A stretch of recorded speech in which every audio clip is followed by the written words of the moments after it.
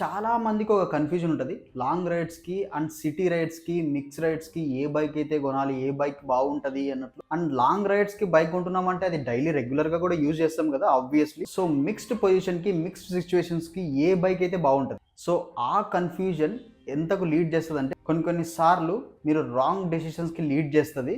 So, bike కొనుక్కున్న తర్వాత మీరు రిగ్రెట్ అయితే ఫీల్ అయితారు. సో, మీ కన్‌ఫ్యూజన్‌ని బ్రేక్ చేస్తూ ఒక క్లారిఫికేషన్ అండ్ ఒక కాన్ఫిడెన్స్ ఇవ్వడానికే ఈ వీడియో. సో, ఈ వీడియో స్టార్ట్ చేసే ముందు ఒక లైక్ ఏసుకోండి అండ్ కామెంట్ చేయండి. అండ్ చాలామంది వీడియో చూస్తున్నారు కానీ అస్సలు సబ్స్క్రైబ్ చేసుకోవట్ల. అండ్ 100 మంది వీడియో చూస్తే ఒక్క సబ్స్క్రైబ్ చేసుకుంటున్నారు. సో, మీకు ఈ వీడియో నచ్చితే సబ్స్క్రైబ్ చేసుకోండి, లైక్ చేయండి. నచ్చకపోతే ఎందుకు నచ్చలేదు? నా కంటెంట్‌లో ఏదైనా మిస్టేక్ ఉందా? మీరు చెప్తే నేను నెక్స్ట్ వీడియోకి ఇంప్రూవ్ చేసుకోగలను. సో, ఈ సోదంతా ఆపేసి let's begin our video. Hey hello riders and adventure seekers. I'm Harnath Bandi and welcome to my channel. So, నేనైతే ఈ వీడియోని 3 కేటగిరీస్ కింద డివైడ్ అయితే చేసిన. ఒకటొచ్చేసి పాపులర్ బైక్, సెకండ్ వచ్చేసి బడ్జెట్ బైక్ అండ్ థర్డ్ వచ్చేసి powerful and performance bike. So first bike వచ్చేసి రాయల్ ఎన్ఫీల్డ్ క్లాసిక్ 350. ఈ కేటగిరీలో Royal Enfield Classic 350, Meteor Classic 350 and Bullet Classic 350 and Hunter classic 350 కూడా ఉంది. సో ఈ 4 బైక్స్లో నేను సజెస్ట్ చేసేది ఏంటంటే క్లాసిక్ 350 అయినా బాగుంటుంది, మీటియర్ 350 అయినా బాగుంటుంది. బుల్లెట్ అండ్ హంటర్ అయితే రికమెండ్ అయితే చేయను. ఎందుకు రికమెండ్ చేయనంటే బుల్లెట్ 350 బైక్ లాంగ్ రైడ్స్ వెళ్తున్నప్పుడు 100 క్రాస్ అవ్వగానే స్పీడ్ 190 క్రాస్ అవ్వగానే వైబ్రేషన్స్ ఎక్కువ వస్తాయి బుల్లెట్ 350 బైక్లో. అండ్ హంటర్లో లాంగ్ రైడ్స్ చేసేటప్పుడు బ్యాక్ పెయిన్ ఎక్కువ వస్తుంది అనమాట. సీటింగ్ పొజిషన్ కరెక్ట్గా ఉండదు. నేను లాంగ్ రైడ్స్కి వెళ్ళాను హంటర్లో, బట్ నాకైతే మంచిగా అనిపించలే. అండ్ మిటిఆర్లో బాగుంటుంది అండ్ క్లాసిక్ 350 అదిరిపోతుంది. క్లాసిక్ 350లో ఆఫ్ రైడింగ్కి వెళ్ళొచ్చు, హైవే రైడింగ్కి వెళ్ళొచ్చు. కానీ కొన్ని మోడిఫికేషన్స్ మీరైతే చేసుకున్నట్లయితే క్లాసిక్ 350 ఆర్ మిటిఆర్లో అండ్ టూరింగ్ బైక్ అయిపోతుంది. సో ఇదే కేటగిరీలో సెకండ్ బైక్ వచ్చేసి కేటీఎం 390X అడ్వెంచర్. ఈ bike world wide fan following చాలా ఎక్కువ. చాలా మంది ఈ బైక్ని హైవే రైడింగ్స్ కోసం కొంటారనమాట. ఈ బైక్తో ఆఫ్ రోడింగ్ అద్దరిపోతుంది అనమాట. చాలా బాగుంటుంది బైక్. అండ్ ఇంజన్ గురించి మాట్లాడుకున్నట్లయితే liquid cooled single cylinder engine అయితే వస్తుంది. ఇందులో 370cc 43 PS power 37 Nm torque అయితే ప్రొడ్యూస్ చేస్తుంది. ఎక్స్షోరూమ్ ప్రైస్ వచ్చేసి 2.73 lakhs అయితే ఉంటుంది. On road price it might go around 3.5 to 4 lakhs. So ఇందులో అడ్వెంచర్ బైక్ కూడా ఉంటుంది, బట్ అది ఇంకా కొంచెం ఎక్స్పెన్సివ్ ఉంటుంది. సో అందుకే దాన్ని అయితే ఇంక్లూడ్ చేయట్లే. బిలో 5 lakhsలో బైక్స్ అయితే నేను చెప్తున్నా మీకు. సో మైలేజ్ విషయానికి వస్తే కంపెనీ క్లైమ్ చేస్తుంది వచ్చేసి 30 kmpl, బట్ అంత రాదు. అసలు అంత ఎక్స్పెక్ట్ కూడా చేయొద్దు. 25 to 28 అయితే వస్తుంది మైలేజ్. సో హైవేలో వెళ్తున్నప్పుడు ఒక మంచి ఫీల్ ఉంటుంది. ఇంజన్ కూడా చాలా బాగుంటుంది. వైబ్రేషన్స్ అయితే ఏముండవు, చాలా స్మూత్గా ఉంటుంది ఇంజన్.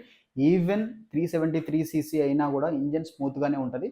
చాలా బాగుంటుంది బైక్. అండ్ ఈ కేటగిరీలో నెక్స్ట్ బైక్ వచ్చేసి హోండా CB 350. అండ్ ఇందులో RS మోడల్ ఉంది, హైనెస్ మోడల్ ఉంది, BC 350 మోడల్ కూడా ఉంది. సో ఈ మోడల్స్ లో ఏ బైక్ అయినా బాగుంటుంది. సేమ్ ఇంజిన్ యూజ్ చేశారనమాట. అండ్ ఈ బైక్స్ వచ్చేసి సిటీ రైడింగ్ కి అండ్ లాంగ్ రైడ్స్ కి అండ్ కొన్ని మోడిఫికేషన్స్ ఈ బైక్ లో చేయించుకున్నట్లయితే ఇంకా it is ready for touring. And X showroom price వచ్చేసి ఈ బైక్ 2,10,000 నుంచి 2,20,000 వరకు ఉంటాయి అనమాట. 348.36cc ఇంజన్ అయితే వస్తుంది. సో సేమ్ రాయల్ ఎన్ఫీల్డ్ లో ఎలాంటి మైలేజ్ వస్తుందో 30 to 35 kmpl మైలేజ్ అయితే వస్తుంది అనమాట ఈ బైక్ లో కూడా. అండ్ హైవే రైడ్ చేస్తున్నప్పుడు మీరు నార్మల్ గా బైక్ డ్రైవ్ చేస్తే ఇంకా మంచి మైలేజ్ అయితే వస్తుంది. సో థర్డ్ బైక్ వచ్చేసి ఇదే కేటగిరీలో బజాజ్ డామినర్ 400. ఈ బైక్ ఉన్న ఫాలోయింగే వేరు. చాలా మంది రైడర్స్ ఈ బైక్ ని లాంగ్ డ్రైవ్స్ కి, సిటీ డ్రైవ్స్ కి ఎక్కువ యూజ్ చేస్తారనమాట. సో ఈ బైక్ లో కూడా చిన్న మోడిఫికేషన్స్ చేయించుకుంటే ready for touring. So prices విషయానికి వస్తే ఈ bike ex showroom price 2.3 lakhs వరకు ఉంటుంది. అండ్ ఇంజన్ గురించి మాట్లాడుకుంటే సింగిల్ సిలిండర్ DSC ఫార్మాట్ తో లిక్విడ్ కూల్డ్ ఇంజన్ అయితే వస్తుంది. సో 373cc ఇంజన్ చాలా పవర్ఫుల్ గా ఉంటుంది ఈ బైక్ లో. 40 PS పవర్ 37 Nm టార్క్ అయితే ప్రొడ్యూస్ చేస్తుంది. అండ్ మైలేజ్ విషయానికి వస్తే ఆబ్వియస్లీ సీసీ పెరిగింది కాబట్టి మైలేజ్ తగ్గుతుంది. సో 25 to 30 kmpl అయితే వస్తుంది అనమాట. ఆ రేంజ్ లో వస్తుంది. చాలా మంది చెప్పింది ఏంటంటే 30 అబవ్ అయితే రాదు. అండ్ యూజర్ ఎక్స్పీరియన్స్ ఏంటంటే ట్రాఫిక్ లో అయితే 20 to 25 వస్తుంది అని చెప్పారు. కానీ కంపెనీ క్లైమ్ చేస్తుంది ఏంటంటే 25 to 30 అయితే వస్తుంది mileage. And on road price వచ్చేసరికి 2,60,000 నుంచి 2,70,000-80,000 వరకు అయితే వెళ్తుంది. అండ్ స్టేట్స్ని బట్టి ఈ ప్రైస్ అనేది పెరుగుతుంది, తగ్గుతుంది. ఢిల్లీలో ట్యాక్స్ కొంచెం తక్కువ కాబట్టి ఢిల్లీలో తక్కువ ఉంటుంది. అండ్ ఆంధ్రప్రదేశ్లో కొంచెం ఎక్కువ కాబట్టి ఆంధ్రప్రదేశ్లో ఎక్కువ ఉంటుంది. సో అందుకన్నట్లు నేను ఆన్ రోడ్ ప్రైజెస్ అయితే చెప్పట్లేదు. కొన్ని వైబ్రేషన్స్ అయితే ఉంటాయి ఈ బైక్ లో, ఎందుకంటే 400cc ఇంజన్ కదా. అండ్ ఇదే కేటగిరీలో నెక్స్ట్ బైక్ వచ్చేసి ట్రయాంఫ్ 400. సో ఈ బైక్లో కూడా 2 వేరియంట్స్ ఉన్నాయి. సో ఒకటి వచ్చేసి స్పీడ్, సెకండ్ వచ్చేసి స్క్రామ్లర్. సో 2 బైక్స్లో సేమ్ ఇంజిన్ అయితే వస్తుంది. అండ్ నా రికమెండేషన్ హైవే రైడింగ్కి, లాంగ్ రైడ్స్కి అయితే స్క్రామ్లర్ అయితే తీసుకోండి. అండ్ ప్రైజింగ్ విషయానికి వస్తే 2.33 నుంచి 2.60 వస్తుంది ex showroom price, not on road price. So ఈ bike particularly Bajaj and Triumph రెండింటి కొలాబ్తో వచ్చిన bike. 40 PS power and 37 newton metre torque అయితే ప్రొడ్యూస్ చేస్తాయి.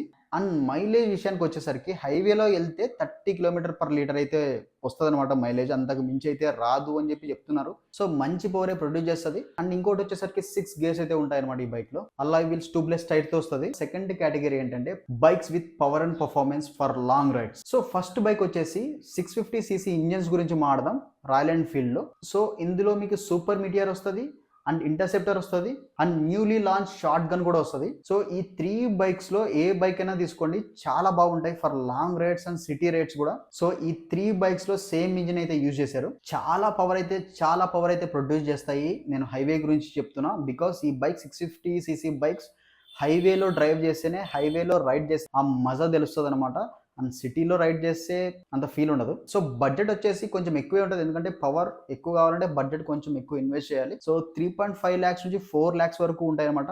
ఆన్ రోడ్ ప్రైస్ కాదు, X showroom price. On road price వచ్చేసరికి దాదాపు 5 lakhs అయితే ఇన్వెస్ట్ చేయాల్సి, 5 lakhs వరకు అయితే మీకు ఇన్వెస్ట్ చేయాలి ఈ బైక్ మీకు కావాలంటే. సో ఇందులో సూపర్ మిటిఆర్ ని తీసుకున్నట్లయితే ఇది చాలా కంఫర్టబుల్ గా ఉంటుంది బైక్. సీటింగ్ పొజిషన్ కూడా లీన్డ్ సీటింగ్ పొజిషన్ ఉంటుంది, చాలా బాగుంటుంది బైక్. సో ఈ బైక్ ఇంజిన్ గురించి మాట్లాడుకున్నట్లయితే ప్యారలల్ ట్విన్ 2 సిలిండర్ ఇంజిన్ అయితే వస్తుంది అనమాట. 4 stroke engine, SOS format, air and oil cooled engine అయితే వస్తుంది. 47 PS of power and 52 newton metre torque అయితే ప్రొడ్యూస్ చేస్తుంది అనమాట. This is amazing. హైవేలో రైడ్ చేస్తే ఆ ఫీలింగే వేరే ఉంటుంది. అండ్ సూపర్ మిటిఆర్, ఇంటర్సెప్టర్ లేకుంటే షార్ట్ గన్, ఈ 3 బైక్స్లో ఎవరి దగ్గరైనా ఈ బైక్స్ ఉంటే కమెంట్లో మెన్షన్ చేయండి. నా దగ్గర ఈ పలానా బైక్ ఉందని చెప్పి అదిరిపోతాయి అనమాట. నేనైతే రైడ్ చేసి సూపర్ మిటిఆర్ అండ్ ఇంటర్సెప్టర్ అయితే రైడ్ చేసిన, షార్ట్ గన్ అయితే రైడ్ చేయలేదు ఇంతవరకు. ఆ రెండు అయితే అదిరిపోతాయి బైక్స్. సో ఇదే కేటగిరీలో లాస్ట్ బైక్ వచ్చేసి and my favourite and every once favourite Himalayan 450. ఈ బైక్ ఫ్యాన్ ఫాలోయింగ్ గురించి సపరేట్ ఒక వీడియో చేయొచ్చు, అంత బాగుంటుంది బైక్. అండ్ 450 ఇప్పుడు ఏ విషయానికైనా నెగిటివ్స్ ఉంటాయి, పాజిటివ్స్ ఉంటాయి. సో 450 రిలీజ్ అయినప్పుడు కూడా చాలా మంది నెగిటివ్గా కూడా కమెంట్ చేశారు. బిల్డ్ క్వాలిటీ విషయంలో ఫింగర్ పాయింట్ చేశారు చాలా మంది. బట్ ఎవరిని చెప్పినా నాకైతే ఈ బైక్ చాలా నచ్చింది. నేను రైడ్ చేసి మాట్లాడుతున్నా, ఏదో రోడ్లో పోతుంది చూడలేదనమాట, రైడ్ చేసి మాట్లాడుతున్నా. అండ్ నా రైడింగ్ ఎక్స్పీరియన్స్ ని కూడా మీతో షేర్ చేసుకుంటా. సో ఈ బైక్ ఎక్స్ షోరూమ్ ప్రైస్ వచ్చేసి 2.85 lakhs అయితే ఉంటుంది. అండ్ అరౌండ్ 4 lakhs అయితే వెళ్తుంది. అన్ని ఎక్స్ట్రా ఫిట్టింగ్స్ అన్ని కలిపి అరౌండ్ 4 lakhs అయితే వెళ్తుంది అనమాట on road price. And engine గురించి మాట్లాడుకున్నట్లయితే రాయల్ ఎన్ఫీల్డ్ లో ఫస్ట్ లిక్విడ్ కూల్డ్ ఇంజన్ అయితే దీంట్లో ఇన్సర్ట్ చేశారనమాట. 352cc engine, single cylinder, 40 and 40 PS of power and newton metre torque. So obviously ఈ బైక్ అయితే స్పోక్ వీల్స్ లోనే వస్తుంది, విత్ ట్యూబ్ తో వస్తుంది. అండ్ ఫ్యూచర్ లో రాయల్ ఎన్ఫీల్డ్ చెప్తుంది ఏంటంటే క్రాస్ స్పోక్స్ ట్యూబ్లెస్ టైర్తో అయితే వస్తుంది. సో వెయిట్ వచ్చేసి మిగతా బైక్స్తో కంపేర్ చేస్తే ఈ బైక్ వెయిట్ కొంచెం ఎక్కువనే ఉంటుంది అనమాట. 196 kgs అయితే వెయిట్. సో మైలేజ్ వచ్చేసి 27 to 30 kilometers మైలేజ్ అయితే వస్తుంది అనమాట. అండ్ ప్రాక్టికల్గా 25 to 28 అయితే వస్తుంది యూజర్ ఎక్స్పీరియన్స్తో తీసుకుంటే.